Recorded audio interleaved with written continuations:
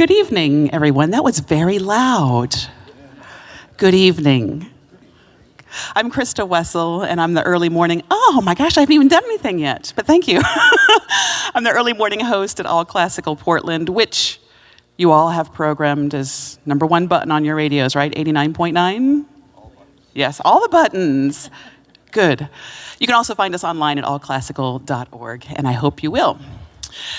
I have the great pleasure of occasionally getting to interview members of the Oregon Symphony Orchestra, and I love this opportunity to get to know the people on stage, not as this big mass of tuxedo-wearing musicians, but getting to know them individually as humans, who they are, what makes them special, what their paths were to this stage. And today we get that opportunity. We're going to spend a half an hour chatting with a member of the Oregon Symphony bass section. Her name is Nina DeCesare. Hi there.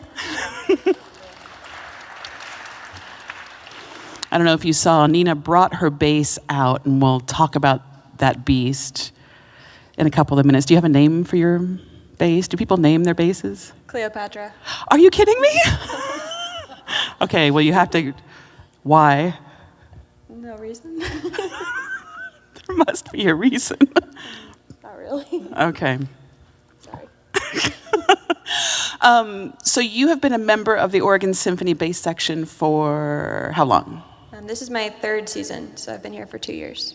Oh, that means that you've successfully passed the tenure process. Yep, I'm tenured. Yes!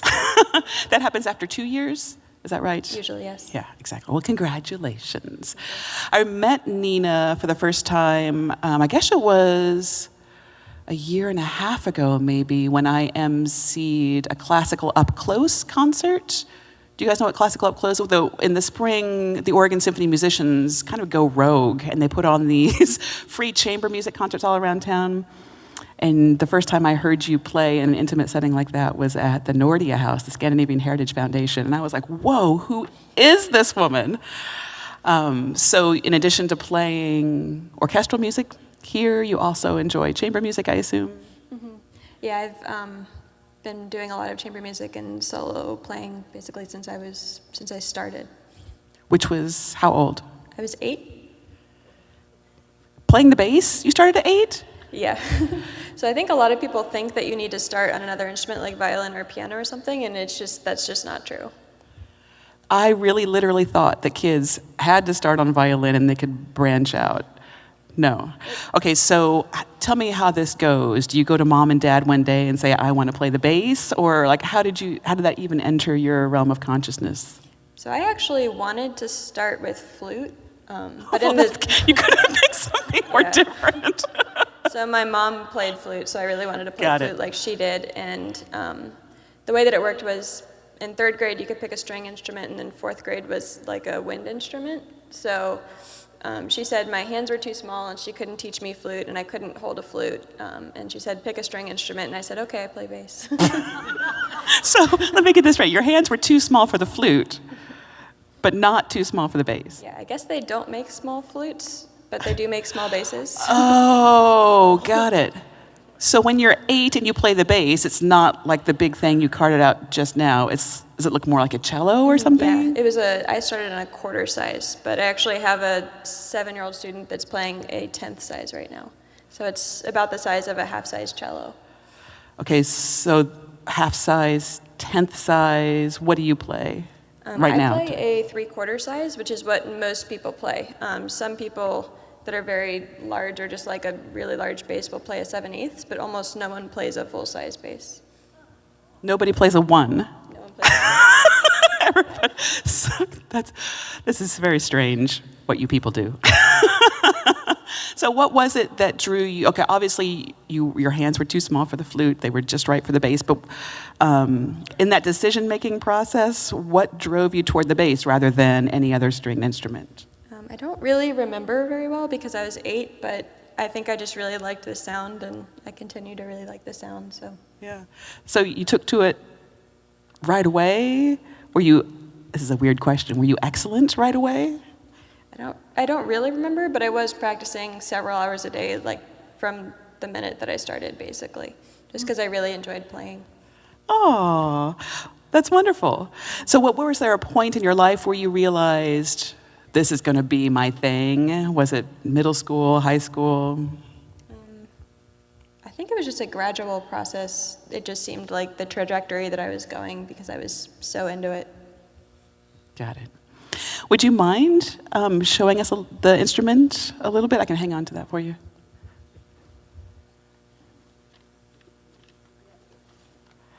I'll move the stool out of the way too. This is the 3/4, size. Right, so functionally, I know nobody ever plays the full-sized, but would the top be way up here? Yeah, so there's, oh man. Too many things to hold. Yeah, there's a lot of different ways that a bass can vary. There's really not like a standard size bass like there is with a violin or cello. So the top can be bigger this way, the bottom can be bigger. The bottom could be bigger than the top could be sloped like this so that you can reach further. There's just a million different ways. Oh, and like it could be deeper this way. Some people have really like thin basses and some come back at like as far as here. So. Okay, so how do you choose? How do you decide? How do you narrow it down? How do you know what to look for in a bass? Well, I got lucky because when I went to school, there was a really, really nice instrument there that I was able to play for orchestral stuff because I had a solo bass at that point. And it turns out that the maker was still making basses, so I ended up having a bass made that was exactly like the one I was playing, and that's this bass. Oh, got it. So this is a contemporary maker then. This isn't one of those ancient instruments. Yeah, he lives in Wenatchee, Washington, which is not far. And how old is this instrument then? 4 years. Wow, fascinating. Okay, so I know next to nothing about this instrument other than it's just a huge violin, basically, or a huge cello, right? One thing I do see members of your section doing is occasionally reaching up and fiddling with something up here. So there is something up here that I feel like needs some explaining, but I don't know what it is. So this here is called the extension. So basically, without the extension, the note would end right there. Oh, I see. Yeah, and that note would be a fourth from this note, so it would be an E, just like bass guitar. But a lot of people in Germany play 5 strings, so you can tell this one only has 4 strings. And a 5 string would have a B on the bottom. So we don't really do that in the States, and instead we have this extension doodad, so it'll go down a half step for each of these.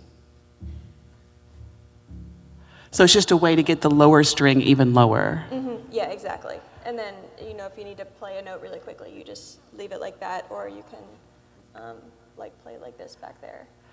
Is this a common thing? Does this happen in most concerts where you're fiddling with those extension levers? Really? Yeah, it's pretty much all the time. Oh, really? Well, now why didn't they just build the instrument with a naturally long string? I don't know. Would you mind playing a little bit for those of us who had never heard a bass on its own? Sure.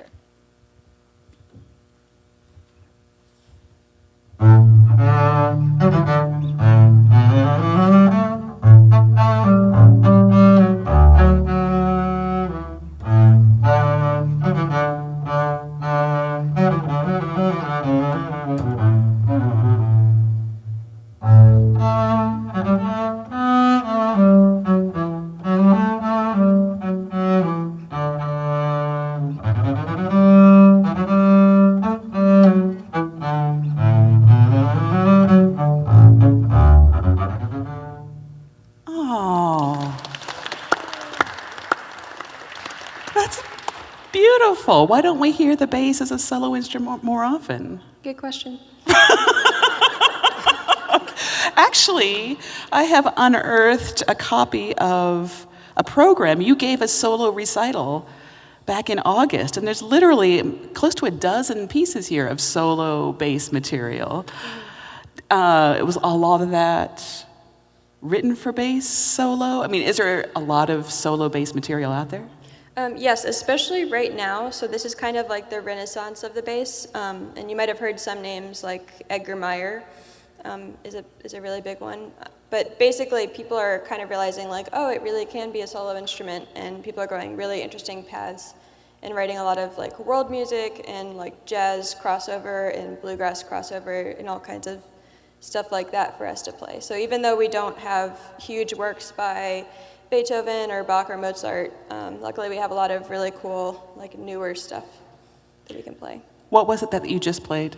So that was the horn signal bass solo from Haydn Symphony Number 88. Oh, interesting. Yeah.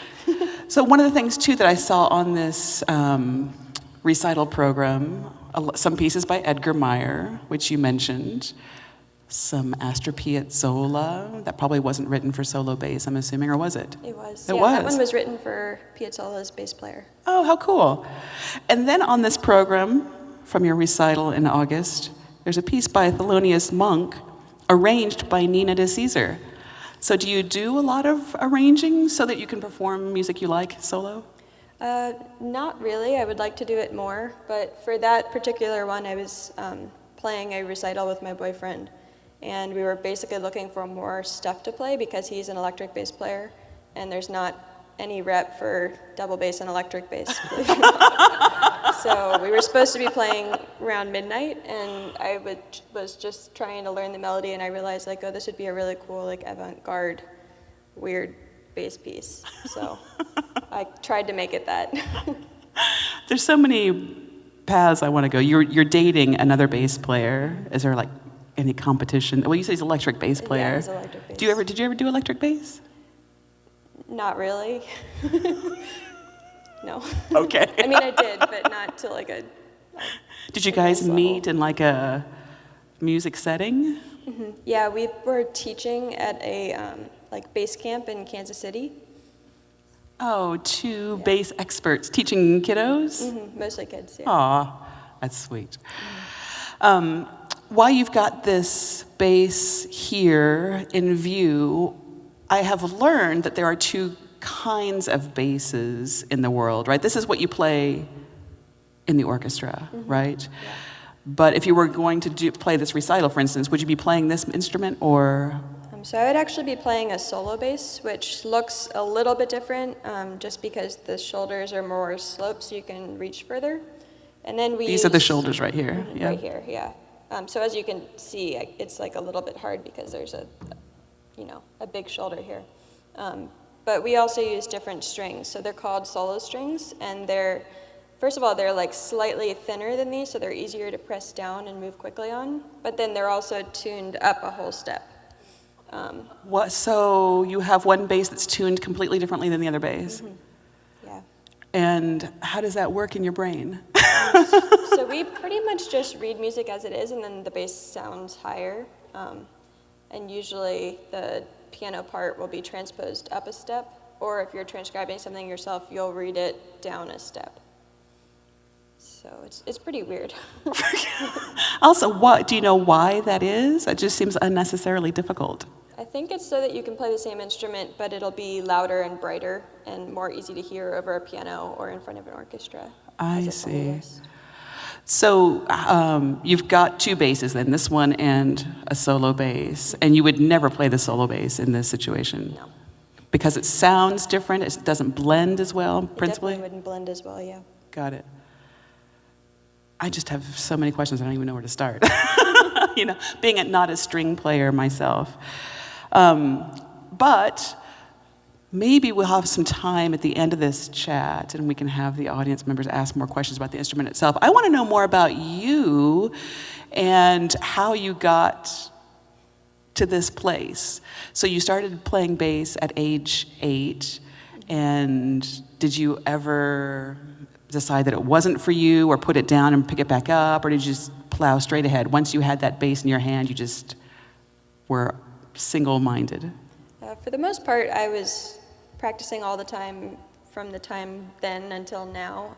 There was a few years in middle school where I didn't want to practice as much, but that's middle school that was for a you. long time ago. Yeah. So.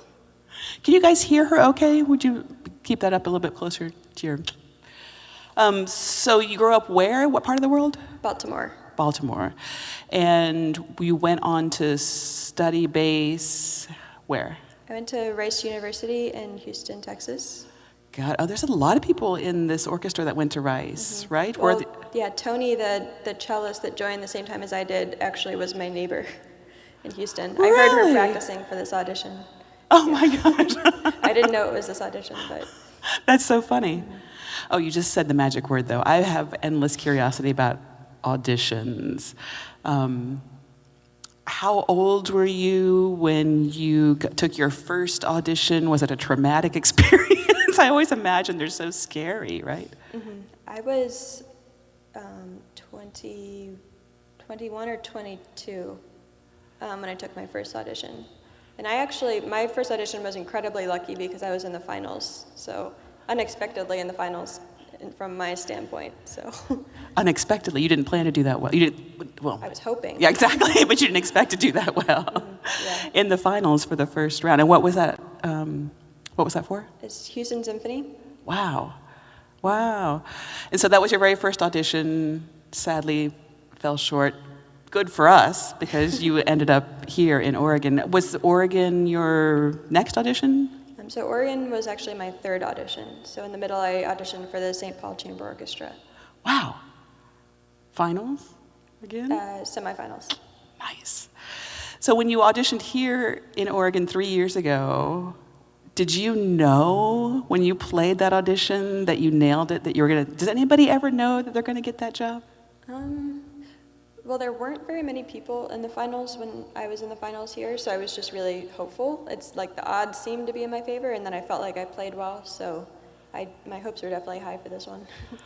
And so you didn't, but it wasn't like, I nailed that, I know I'm going to get it. Maybe, no, probably No. not. I have just learned that in addition to playing with the symphony and doing chamber performances with classical up close, you also work with a symphony project called Music Now. Can you tell me about that? So Music Now is a program that we're doing that is outreach for people with Alzheimer's that live at homes. Yeah, so the one that I went to twice was called Mary's Woods, and basically you work with a music therapist to come up with a program that combines both like music therapy and playing. So you'll do stuff where they're, dancing, stuff where you're trying to interact with them. And basically we're trying to see like if a symphony member went once a week for like 2 or 3 months, would there be like any response, like short-term or long-term, in the people with Alzheimer's? And I think that they found, that was more the music therapist side of things, but I do think that they found that it was helpful. Wow, what a beautiful program. Yeah. Yeah, I think that's worthy of applause. So it was you playing solo there in a wow. And I mentioned that you had this recital a couple months ago, and I met you playing some solos for classical up close, and this is a solo thing. Do you really love playing solo bass, or is orchestral bass kind of your jam? I think I really love both. A lot of bass players tend to like kind of pick one side or the other, but I think that they're both really fun. Yeah. So, do you come from a family of musicians? Your mom played the flute. Yeah, but she was an engineer, and my dad is also an engineer, and my younger brother's an engineer, so no. Basically no. Wow, the outlier. Yep. Can I assume they were supportive regardless? Yeah, they are incredibly supportive, and they were huge Deadheads. So both of my parents went to over 200 Grateful Dead shows. Wow. So they definitely like music. Oh, that's not what I expected you to say. Do they also like classical music, or is this a mystery to them? Now they do, yeah. Okay. Yeah, and they were both in marching band in college, so they definitely appreciate it. Oh, my goodness gracious. I also want to ask you about teaching. I know that you have an active studio. You mentioned that you have a kid that played on a 1/10 size. So you have little kids in your private studio? He's the only really small one. And then I do a free bass class through Portland Youth Philharmonic, and that's about 6 kids that are under 10. And they all play quarter sizes, and yeah. So that's every Saturday. But I also have 5 private students. Wow. All kinds of ages? Mostly teenage boys. Bass players. I have to ask, when you said teenage boys, I'm imagining these long, tall, gangly teenagers. Maybe that's just, I don't know why that popped into my head. But it occurs to me that you're a rather diminutive person. Do you ever have people say ridiculous things to you, like, you're too little to play the bass? Mm-hmm. Yeah, I try to ignore them. Okay, good. I'm glad. Well, also, you're the only female in the Oregon Symphony bass section as well. Is that the case pretty much all over the place? Sort of. So I'm actually the first female ever in the bass section here, which is Really? unbelievable. Yeah. So that's kind of crazy. Unfortunately, most sections, probably 50-50, don't have any females, and at most they'll have 1 or 2. But it's hopefully changing slowly. The first female in the Oregon Symphony section ever. Mm-hmm. Wow, congratulations. Thank you for busting through that glass ceiling. Goodness gracious. We have a few minutes before we have to wrap up. Would you be willing to take some questions from people who have, okay, well, there's one right here. I was just wondering, that bass is called Cleopatra, right? What's the solo bass called? Clara. Clara? I don't know. I named it when I was 15. So.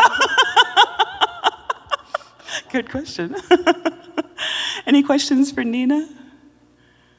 Oh, yes. Actually, 2 questions. First, in the Haydn that you played, did I see you pick off a harmonic for an octave? Yeah, probably. I Oh, think so. cool. Yeah. Second, Edgar Meyer played here and then sat in with the orchestra in the second half. He talked about the upper register being pretty phony on the string bass. Does he play a full-size string bass? Do you know? He plays a 3/4 size. 3/4 size, good. Have you ever played a full-size string bass? No. Do you want to? No. Thank you. No. Did you have a question? I did. You talked about the various shapes that you see in basses. How does that affect the sound? It really depends bass to bass. So it's hard to say, but generally, the larger the shoulders up here, the more of a dark sound it'll have. Yeah, I know the wood makes a difference too, but Definitely. okay, I was just curious. Good question. I'm curious about your bow. You have the French-style bow. Why that instead of the German? So there's 2 types of bows. This is a French bow, and as you can see, it just looks like a thicker violin or cello bow. But there's 2 people in our section that play with a German bow, and that just means that this part, the frog, is going to be about 1 inch bigger, and they'll hold it like this instead of that. So the people who play the German kind of play like an underhand. They look like they're playing underhanded. More like that.